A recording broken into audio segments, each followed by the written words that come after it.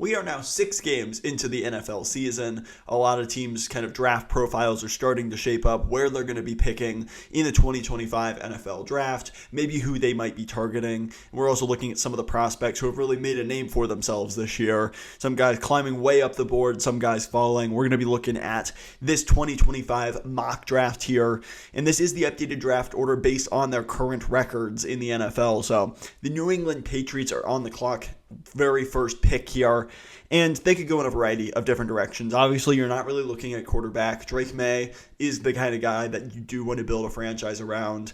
Just got his first start. He looked decent, so I definitely think you want to build around him. The obvious choice would be offensive line because he needs a lot of help in that regard. Their offensive line is pretty terrible.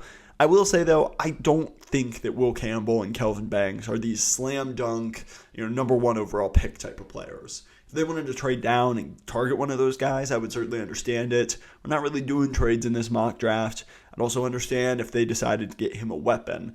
And I think the best, most versatile player in this class is probably Travis Hunter. I do think his best position is cornerback. Him and Christian Gonzalez would be an amazing young pairing at corner, but I think he's probably ultimately going to play wide receiver in the NFL. Regardless, though, his versatility, I think he's going to play at least some on both sides of the ball. I don't think he's going to be a full-time player like he is in college, but I am going to go with Travis Hunter with the first pick for the Patriots here. Like I said, I get it if it's offensive line, but I think Hunter is the best player in the draft as of right now, and he's somebody that provides versatility at 2 positions of need. So I do think ultimately they might go that direction. Number 2, the Cleveland Browns. This is a very interesting conversation. If they're picking number 2 overall, Deshaun Watson has not gotten better. And so far, he's probably been the worst starting quarterback in all of football. He has looked absolutely dreadful. The problem is that his cap numbers are absurd. If you cut him or trade him this year, his dead cap number is going to be over $100 million. If he is on the team, it's over $70 million. So, there's the sunk cost fallacy of continuing to invest in him and trying to bring talent around him. What's the point of that? Because he's proven he's pretty awful. So ultimately, I'm going to go with a replacement here for him, but the logistics of that are difficult. I'm going to go with Jalen Milroe. I think he has probably been the most exciting quarterback prospect, risen up the board the most. He definitely has had some really good games. Maybe didn't have his strongest performance against South Carolina this week, but you look at the game against Georgia, he was fantastic. Played pretty well against Vanderbilt, Wisconsin. He's had some really good games. His natural tools, his arm strength, and especially his athleticism are really special. And in a quarterback class that I just don't think have many special traits at quarterback, I think Milroe could ultimately be the first off the board just because he has some of those rare traits that not many of these other guys do have. Jaguars on the clock here. I am almost positive it will not be Doug Peterson and Trent Baalke making this selection. Thank goodness. I do not think either one of them have done a very good job there.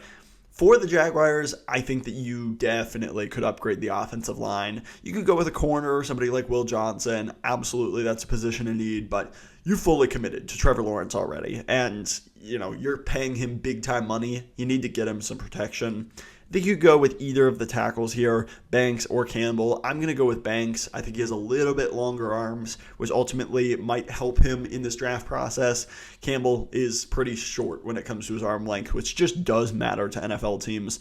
Banks isn't exactly the longest guy either, but he has great pass protection technique. He has really, really good PFF grades in that regard, and overall, I do think he's probably the smoothest, cleanest pass protecting tackle in this class so far, and for the Jaguars, I think that's exactly what they need. Cam Robinson really has not been good for this team. The Panthers up next, and I've seen a lot of Panthers fans say, we have to take defense. This team cannot take a franchise quarterback.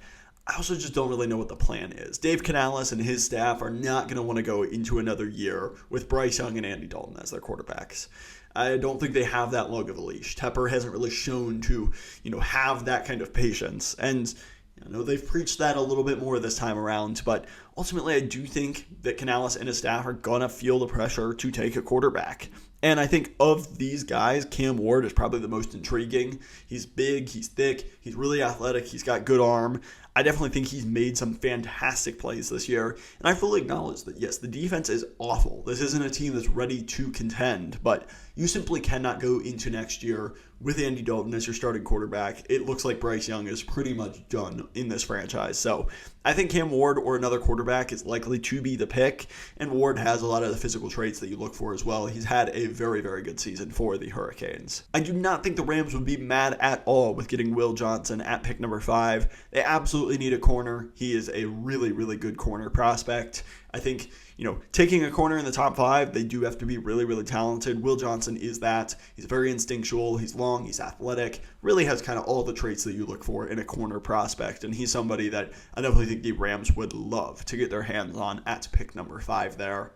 For the Titans at 6, this is again kind of a situation where quarterback is probably ideal. Will Levis has not played well. He has just way too many boneheaded decisions. He's not been very accurate. His performance this past week was really, really poor. So, what do you do? Do you take Shedeur Sanders or Garrett Nussmeier, Carson Beck? You absolutely could. But I ultimately don't know that the Titans are in quite as much of a rush as some of these other teams. Maybe you stick it out with Levis. Maybe you get a bridge quarterback. I just don't know that I love the value of taking a quarterback here, even though they are a very quarterback-needy team. I'm going to go with Will Campbell here. And the offensive line, they've invested heavily in it. You have J.C. Latham, Will Campbell, Peter Skoronski, your past 3 first-round picks. I definitely think continuing to add to that room, letting Bill Callahan kind of work his magic with a lot of those guys and get that to be a really, really strong unit is not a bad idea at all. Nicholas Petit-Frere has been pretty awful. I know Latham is playing left tackle right now, but maybe you move him over to right tackle where he played at Alabama and you put Campbell on the left side. Maybe Campbell ultimately turns into a guard and then you swing him out to tackle at some point. Who knows? I think you kind of take the talented player and figure it out from there. You could also take a wide receiver, McMillan, Luther Burden, Isaiah Bond. I could absolutely see that. Maybe you take, a quarterback. But I think that Will Campbell is going to be somebody that they do like. And even though they desperately need a new quarterback, I just don't think you can reach for one of those guys right now for where the Titans are at in their rebuild. The Bengals at number 7, if they are picking here, Mason Graham's on the clock, I think they would run that card up. He is exactly what they need. He's a big, physical, run-defending nose tackle with some pass rush juice in the middle of that defense. B.J. Hill's an upcoming free agent. They've finally got some guys back from injuries, but it's been a really bad room for this team. So getting somebody like Mason Graham would be huge for this Bengals run defense. At pick number 8 for the Saints, you could go in a lot of different ways. I don't know that quarterback's on the board. I could totally see them rolling with Spencer Rattler next year and kind of seeing what they have in him if they decide to move on from Derek Carr. You could take interior offensive line. You could take really anything on the offensive line. I think defensive line is probably where I'm going to go here. I'm going to go Nick Scorton out of Texas A&M. He was a transfer from Purdue, played really well at Purdue, transferred over. He definitely gets double-teamed a lot, but he is pretty productive. He's somebody that does show a variety of pass rush moves, especially his spin move is super effective. He's kind of in the build of what the Saints rushers like as well. He's big, he's long, he's athletic, he's physical. He's really kind of in the exact mold that the Saints defense really likes their defensive ends to be. So I think that makes a ton of sense there. Then at 8 for the Cardinals, I'm going to go with another edge rusher who's really started to turn it on the past couple of weeks, Abdul Carter out of Penn State. He started off the season extremely slow, but the past 3 games, Illinois, UCLA, and their most recent game this week as well, he has really started to turn it on. Tons of pressures, quarterback hits, sacks. It's really his first true season as an edge rusher. I could see him continue to fly up the board here because he has the athleticism, the coverage skills, the off-ball linebacker talent that, he did a really good job at Penn State the past couple of years. He's transitioned to full-time edge rusher, and I think his athleticism, his explosiveness have always been on display, but he's starting to pair it with true pass rush moves. He had a ghost move this week. He's been really effective, starting to put the things together to be a true complete pass rusher, and that's really scary with the athleticism that he has. I think for the Cardinals, they could absolutely use that kind of player on their front 7. At pick 10, the Raiders are probably sick of seeing this pick, but I think it just makes a lot of sense. Shedeur Sanders to the Raiders here at number 10. They need a quarterback. You cannot go into next season with Aiden O'Connell and Gardner Minshew at quarterback. It doesn't work. It's holding this team back, and you need a quarterback that can come in and play. If they don't address it in free agency, getting a starting caliber quarterback, you need to draft one. They passed on it this year. They were supposedly interested in Jaden Daniels, tried to move up for him. they didn't get it. And this year, you might be able to take a quarterback that you like at pick number 10 or wherever you're selecting that might not have to trade up for him, but I do not think you can go into next year with those guys as your quarterbacks. And Sanders is a higher floor player as long as all the character things check out and he's a hard worker. I do think he's accurate. I think he does a good job making decisions with the ball in his hand. He doesn't put the ball in harm's way very often. I do think he has a below average NFL arm, and I'm not sure that he's really good at manipulating the pocket either. But ultimately, all these quarterbacks are very flawed prospects. I think Sanders has shown a lot of production at Colorado. He's shown that he is a very talented passer at the football. And I think that's better than what the Raiders can say for their current quarterback room. So we could absolutely see them taking the shot on him at pick number 10. At number 11 for the Giants, they're kind of in a similar situation where I don't know if Brian Daboll is going to be the head coach of this team. If he is, I think they're absolutely selecting a quarterback. Maybe that extends his leash a little bit and, maybe he can develop this quarterback and turn him into something decent. If it's not Brian Daboll and Joe Schoen making these selections, then maybe they have a little bit more patience. Maybe they ride out Daniel Jones one more year, but he is so uninspiring at that quarterback position. I don't love the options here. I mean, you could take a Quinn Ewers, you could take a Garrett Nussmeier, who I think has played decently well. Drew Aller has shown some really nice things, but I still think that Carson Beck is kind of in this range. I think he's a higher floor prospect than higher ceiling, but I do think that in a lot of ways you could get, a middle of the road kind of starting caliber offensive quarterback that, can move the ball effectively, operate an offense pretty well. I think if you pair him with a Shanahan style type of quarterback with play action, you give him predetermined reads, a lot of just easy layup stuff, I think he can operate that offense super effectively, and he can be a good player. He's had some good games this season. He hasn't played amazingly at times. I definitely think, he's not the consensus number one quarterback by any means anymore like he was at the beginning of the year, but ultimately the Giants need to go in another direction. I just think that they have to take a quarterback, and Beck's probably the best one on the board. He at least has the highest floor. At pick number 12 for the Miami Dolphins, another team, the quarterback could be on the board, depending on what happens with Tua. I mean, I could see them taking a quarterback relatively high in this class regardless, because as soon as Skylar Thompson came into the fold, their season's over. Like, you have pretty much no chance if Tua gets hurt, and at this point, he's too big of a liability to really, be considered a guy that you can rely on at this point. So I would understand taking a quarterback. I would absolutely understand taking offensive line as well. I don't love the offensive line in this spot. You could take, Cam Williams and Ursary.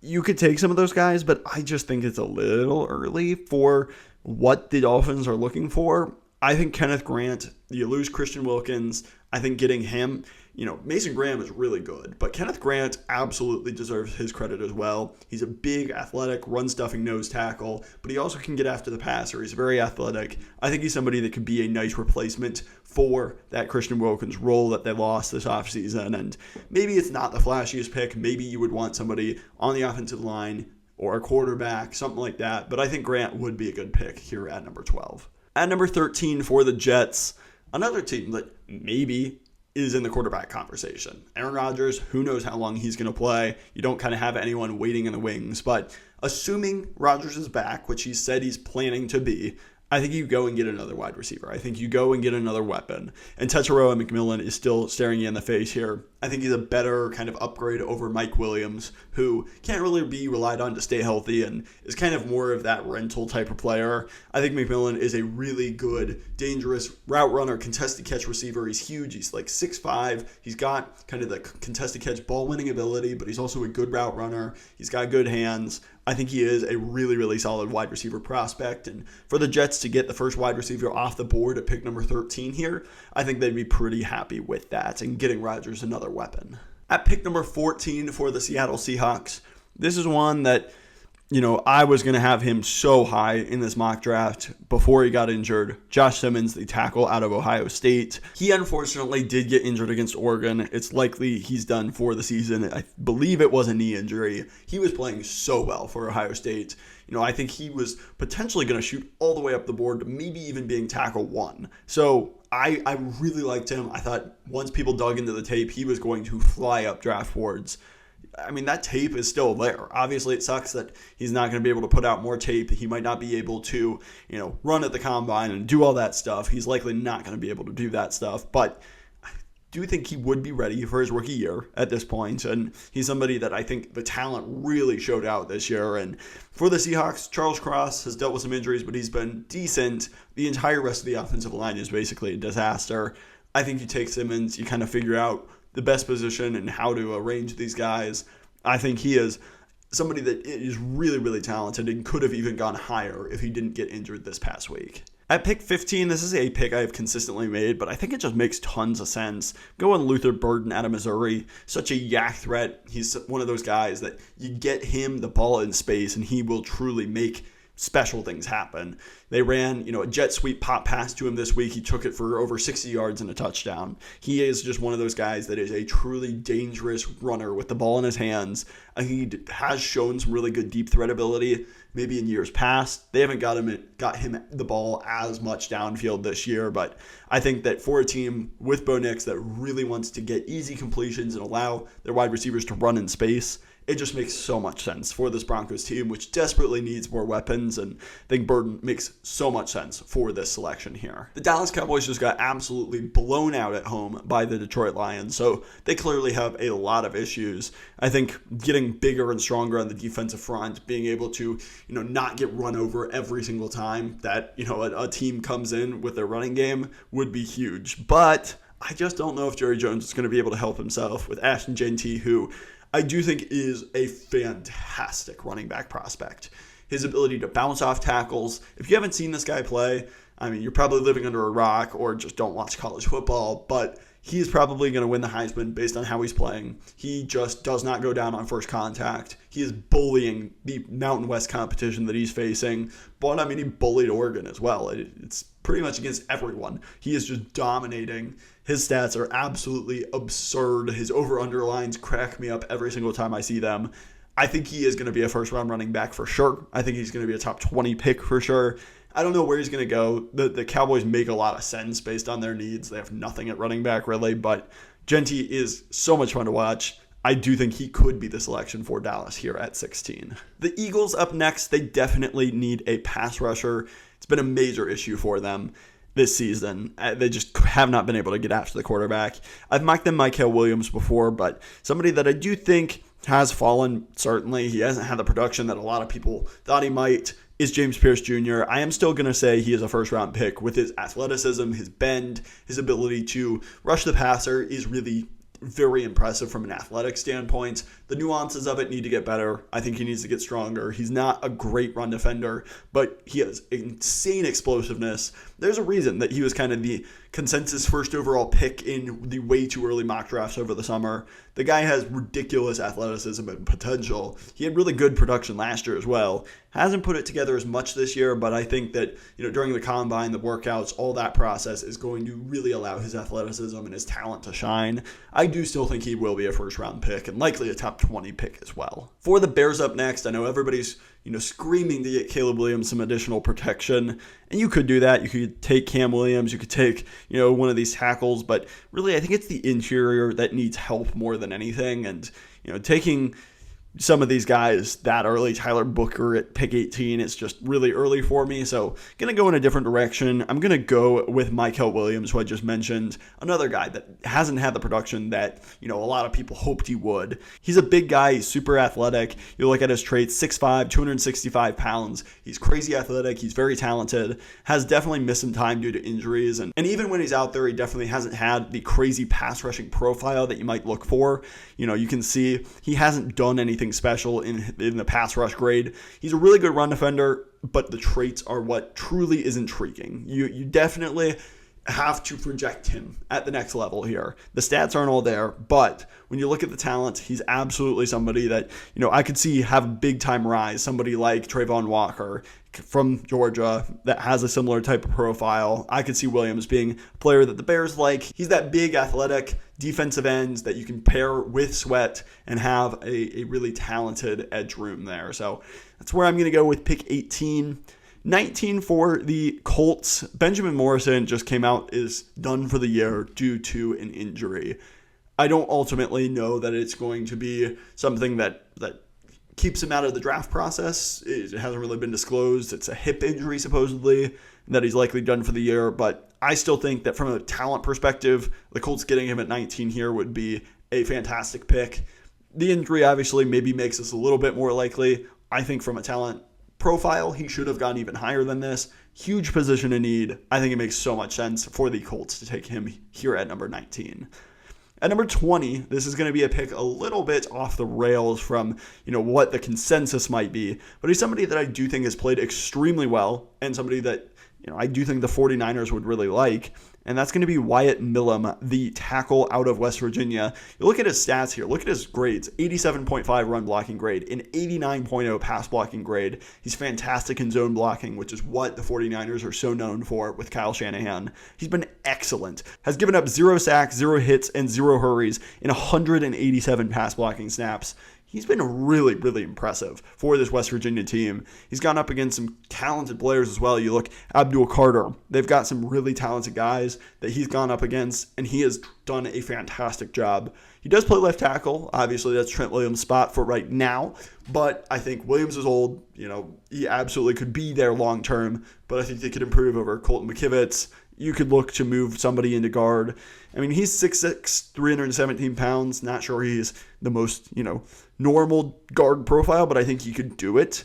And, pair him with Dominic Pooney and, some of their other young guys they're trying to develop on that line. I think Milroe makes a ton of sense for this 49ers team. For the Bills up next at pick 21, I'm going to go Malachi Starks. I know they took Colt Bishop in the second round this past draft. I think, getting Starks, who is a really, really talented safety prospect, it's just hard to find a team that should take a safety in the top 20 picks. But for the Bills, obviously you lost Micah Hyde and Jordan Poyer.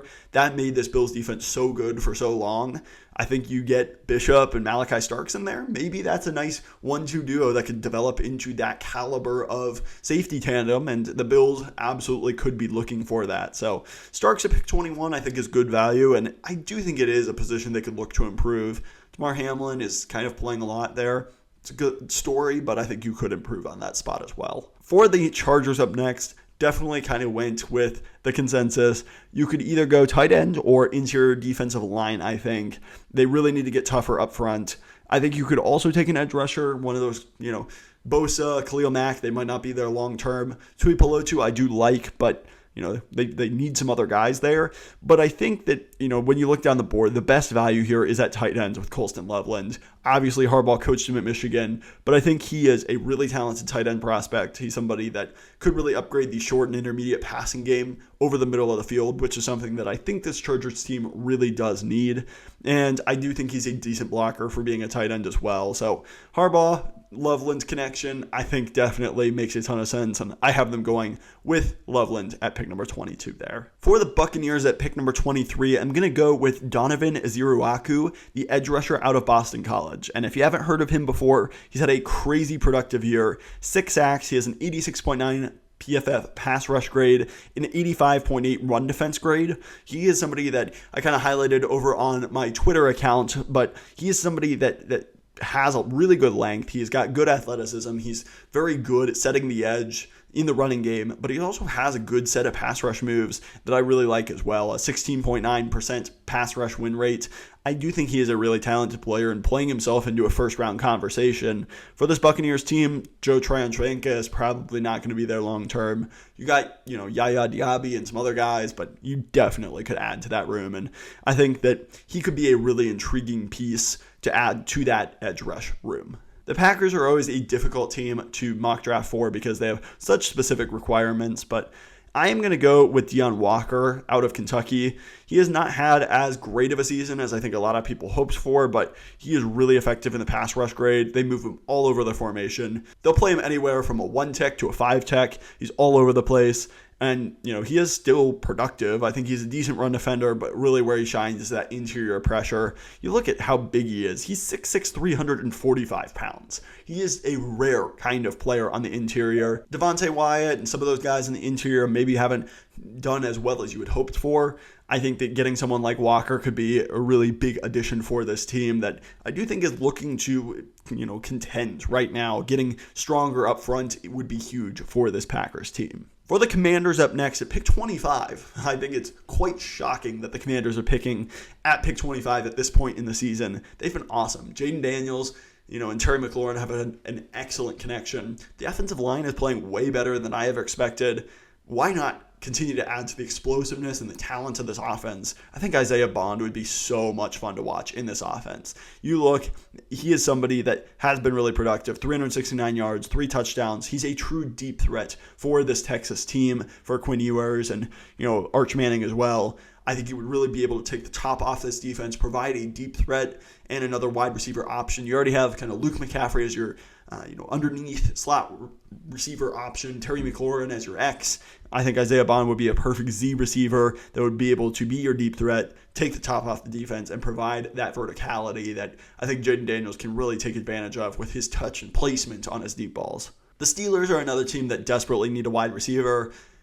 George Pickens is potentially having attitude concerns, not running his routes at full speed, and he's really the only talented wide receiver on this entire offense. I think taking someone like Emeka Egbuka, who has played really well this year, has 6 touchdowns, 526 yards, even when Jeremiah Smith is taking kind of all the glory for this team. 6'1", 205 pounds. He came back this year and has been really productive. I think he's works hard as a blocker, and ultimately, I do like him a lot, and at the back end of the first round, I definitely think there's good value in that selection for the Steelers there. At pick 27 for the Ravens, I'm going to go with Ariante Ursary out of Minnesota. He's a big, athletic tackle from Minnesota. You look at his grades, they're not bad at all. He's a better pass blocker, I'd say, than run blocker, but at 6'6", 330 pounds, he's definitely got strength and size that you look for at the position. Ronnie Stanley has dealt with a ton of injuries. I don't think Daniel Falele has been good at all at guard. Rosengarten has had his ups and downs at right tackle, but, I think Ursary, you can move him all over the formation. I think that he is somebody that, could upgrade an offensive line, which has had its ups and downs this year and, dealt with injuries as well. So Ursary would provide some much needed depth and talent on that offensive line there. The Lions up next at pick number 28.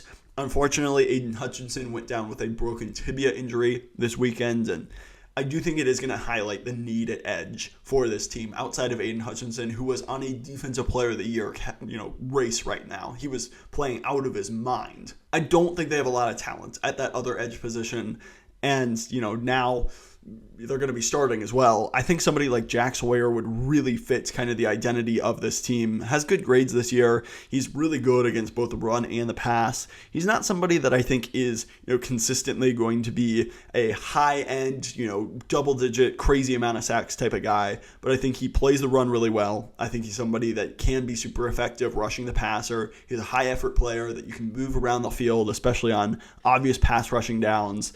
I think he is a very interesting chess piece. I think he fits the culture extremely well in Detroit here, and I think he'd be a very good selection for this Lions team. Speaking of Ohio State defensive linemen, we're going to go with an interior player here, Tyleik Williams. PFF has him rated a little bit lower, but he's a fantastic run defender. Look at his run defense grade, 90.8. He has missed some games here, but I think Ohio State felt his presence when he was out. They missed his presence rather, and he's somebody that can be effective in the pass game. He can push the pocket. He's athletic. He's big. He's powerful. 6'3", 327 pounds. He's kind of that ideal nose tackle type. And I think for a Falcons team that consistently has wanted to get better against the run, get after the passer better, I think Tyleik Williams, at just 21 years old, has been really productive for this Ohio State team, and I do think is a really talented piece that they can add to that defensive front. The Texans up next at pick number 30. I'm going to go with an interior offensive lineman here. I don't think Kenyon Green's been particularly fantastic for this team. Tyler Booker has been kind of a rock for this Alabama offensive line. I think he is super powerful. He's productive. I think he has held up really well against SEC competition. I do think right now he's probably the best guard in the draft. So, the Texans team that could look to increase that protection for CJ Stroud in the interior there, I think Booker makes a ton of sense. And then kind of in the same light, the Chiefs, they have really struggled with the offensive tackle position, whether it's Jawan Taylor and Kingsley Suamataia at left tackle. They've kind of had a bit of a struggle finding consistent tackles for Patrick Mahomes. Cam Williams is somebody that has been rising up draft boards rather quickly. He hasn't had the best PFF grades and stuff, but that's not obviously everything. He's playing on the other side of Kelvin Banks. He's 6'5", 335 pounds. He's a little bit more of a naturally built tackle. He plays right tackle right now, and I think that he could definitely replace Juwan Taylor long term. He can maybe move over to left tackle if you needed him to. I think that drafting him would be a big help for this Chiefs team, and I definitely think they need to continue to invest in protecting Mahomes, especially at the tackle spot, because, those guys have been really, really poor for Mahomes as of late. And then for the Vikings here, you could definitely go in a lot of directions. You could take corner, you could take a running back, you could take offensive line. I'm going to go with Quinshon Judkins out of Ohio State. I think he is extremely explosive. He's somebody that is productive in the passing game. He's really, really good in particular, I think personally in zone reads, which is something that Kevin O'Connell is really, scheming up a lot of those touches. 6 foot, 219 pounds, true junior, was super productive at Ole Miss in the SEC, has been super productive for Ohio State in the Big Ten. I do think he is a fantastic player and could definitely sneak into the back end of the first round. So that is going to do it for my 2025 NFL mock draft as of 6 weeks into the NFL season. Let me know your thoughts in the comments down below. Who do you want your favorite team to take? Who are some draft prospects that I should highlight the next time and that you think might be big risers in this upcoming class? Let me know all your thoughts down below. If you like this kind of content, please hit that subscribe button. While you're down there, hit the like button as well. Both of those things just help support the channel so much. I would appreciate it. Thank you so much for watching. I'll catch you in the next one.